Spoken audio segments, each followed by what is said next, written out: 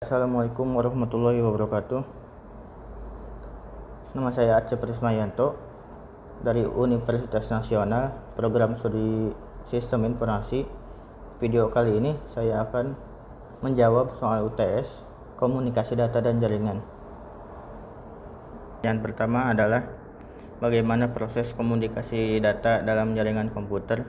Berikan contohnya. Yang pertama adalah sinyal listrik maupun sinyal dalam bentuk gelombang elektromagnetik pada suatu jaringan komputer ada melambat atau memancar dengan prinsip kerja jaringan komputernya. Terus agar suatu jaringan dapat saling bertukar informasi data, diperlukan suatu alat yang disebut modulator yang berfungsi untuk menambah sinyal analog menjadi sinyal digital maupun sebaliknya. Nah, kemudian sinyal melalui media transmisi dan melalui protokol dekode kembali menjadi sinyal digital sebelum masuk ke penerima. Nah, contohnya adalah yang biasa kita lakukan ya setiap saat kita proses pengiriman SMS atau email atau WhatsApp dengan kapasitas pesan datanya terbilang kecil. Nah, itu salah satu contohnya. Dan kapasitas terbilang besarnya adalah contohnya suatu perusahaan yang besar telah membuka cabang di berbagai negara. Nah, kemungkinan besar saling melakukan proses komunikasi data tersebut, yaitu perusahaannya dengan perusahaan-perusahaan yang lain. Oke, selanjutnya pertanyaan nomor 2 adalah jelaskan perbedaan antara point to point dengan point to multipoint. Gambarkan serta jelaskan kelebihan kekurangannya. Oke, point to point itu adalah sebuah metode koneksi perangkat yang menghubungkan suatu perangkat dengan perangkat perangkat lainnya. Kelebihannya adalah tidak memerlukan seorang administrator jaringan atau tidak memerlukan software administrator jaringan khusus. Nah, kekurangan point to point itu adalah jaringan tidak terlalu besar dan tidak bisa diperbesar. Nah, tidak adanya manajemen jaringan dan tingkat keamanannya rendah. Sementara itu, point to multipoint adalah sebuah metode koneksi perangkat yang menghubungkan suatu perangkat dengan setidaknya dua perangkat lain pada waktu yang bersamaan. Nah, keuntungan dari point to point itu adalah operator dapat menyediakan layanan dengan biaya awal dan pengembangan yang lebih rendah dibanding jaringan yang konvensional. Nah, sistem dapat dikembangkan secara tepat dengan risiko gangguan yang minimal pada komunitas dan lingkungan. Selanjutnya, dengan cepatnya pengembangan menggunakan jaringan wireless nirkabel, si penyedia layanan internet akan dapat memperoleh pengembangan investasi lebih awal keduanya. Kekurangan point to multipoint itu adalah kurang cocok dipakai untuk keadaan jarak jauh. Ya, susahnya maintenance jika terjadi interferensi di salah satu link karena proses maintenance akan berimpak ke semua stasiun yang terkoneksi ke access point yang sama. Nah, throughput yang selanjutnya adalah kekurangan selanjutnya, throughput yang dihasilkan kurang maksimal karena satu access point harus menangani banyak radio stasiun sekaligus. Selanjutnya adalah bandwidth yang dialirkan akan terbagi tergantung banyaknya jumlah radio stasiun yang terkoneksi. Oke, pertanyaan ketiga adalah OSI memiliki 7 lapisan. Jelaskan serta gambarkan 7 lapisan OSI tersebut. Oke. Lapisan pertama adalah physical layer. Nah, physical layer itu merupakan lapisan yang berhubungan dengan fisik. Physical layer ini berhubungan erat dengan fungsi persinyalan dan merupakan layer yang paling dekat dengan hardware alias perangkat keras jaringan secara fisik.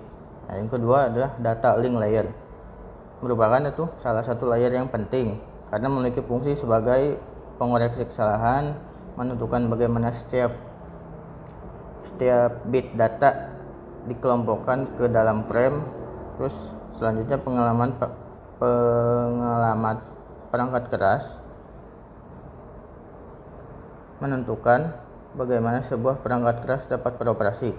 Nah, yang ketiga adalah network layer. Untuk membantu mendefinisikan alamat IP atau internet protokol sehingga tiap komputer dapat terhubung dengan satu jaringan. Selanjutnya adalah transfer layer. Nah, transfer layer merupakan lapisan OSI yang memiliki tugas sebagai pengantar untuk memecah data ke dalam paket-paket data, mentransmisikan data dari session layer menuju network layer maupun sebaliknya, membuat penomaran pada paket-paket data sehingga nantinya dapat disusun kembali dengan mudah, melakukan proses transmisi ulang pada paket data yang hilang. Selanjutnya, session layer. Lapisan ini adalah memiliki fungsi utama, yaitu mendefinisikan bagaimana sebuah koneksi bisa dibangun serta dapat mendefinisikan manajemen dari sebuah koneksi seperti menghancurkan dan juga memelihara koneksi. Selanjutnya adalah presentation layer. Fungsi utama ini adalah mentranslate data yang akan ditransmisikan dari dan menuju sebuah aplikasi. Yang selanjutnya adalah terakhir application layer. Nah, lapisan ini merupakan yang pertama pada saat sebuah data mulai ditransfer. Merupakan lapisan terakhir yang dilewati begitu komputer klien menerima data tersebut. Oke, nomor selanjutnya adalah nomor 4. Pertanyaannya adalah jelaskan perbedaan antara bandwidth dengan spektrum. Oke, bandwidth adalah banyaknya ukuran suatu data atau informasi yang dapat mengalir dari suatu tempat ke tempat lain dalam sebuah network di waktu tertentu. Bandwidth ini dapat dipakai untuk mengukur baik aliran data analog maupun data digital. Sedangkan spektrum elektromagnetik adalah getaran antara medan listrik dan medan magnet, dapat menciptakan gelombang elektromagnetik atau gelombang EM, yang dimana kumpulan dari semua gelombang elektromagnetik setelah mengaturnya sesuai dengan panjang gelombang atau frekuensi. Oke, selanjutnya adalah pertanyaan terakhir, nomor 5. Sebut dan jelaskan secara lengkap tentang protokol-protokol yang digunakan pada WAN. Pertama adalah protokol HDLC atau High Level Data Link Control. Nah, ini merupakan suatu protokol WAN yang bekerja pada data link layer, di mana HDLC protokol untuk menetapkan metode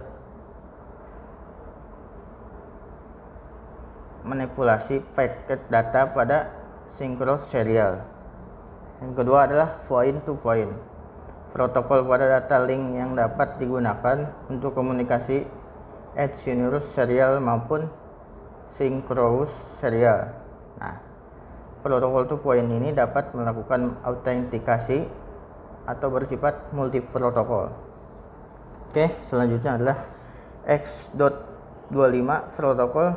Nah, merupakan protokol standar yang mendefinisikan hubungan antara sebuah terminal dengan jaringan paket switching. Protokol ini dibuat untuk komunikasi data secara analog, yang berarti proses pengiriman data harus mengikuti algoritma yang ada pada protokol tersebut. Nah, protokol ini tuh melakukan suatu koneksi dengan membuat suatu sirkuit virtual di mana suatu jalur khusus pada jaringan publik yang dipakai untuk komunikasi data antar protokol ini tersebut. Nah, selanjutnya adalah frame relay protokol. Nah, frame relay protokol ini adalah untuk pengiriman data pada jaringan publik, sama halnya dengan protokol sebelumnya X25. Frame relay juga memakai sirkuit virtual sebagai jalur komunikasi data khusus, akan tetapi frame relay masih lebih baik dari X25 dengan berbagai kelengkapan yang ada pada protokol frame relay tersebut. Oke, terakhir adalah ISDN atau Integrated Service Digital Network. Nah, suatu layanan digital yang berjalan melalui jaringan telepon ISDN, juga protokol komunikasi data yang dapat membawa fake data baik dalam bentuk teks, gambar, suara, video secara simultan. Protokol ini beroperasi pada bagian physical data link dan network. Oke, sekian jawaban UTS dari saya. Mohon maaf kalau ada salah kata atau kekurangan jawaban yang tidak tepat, mohon dimaafkan. Wabillahi taufiq wal hidayah. Wassalamualaikum warahmatullahi wabarakatuh.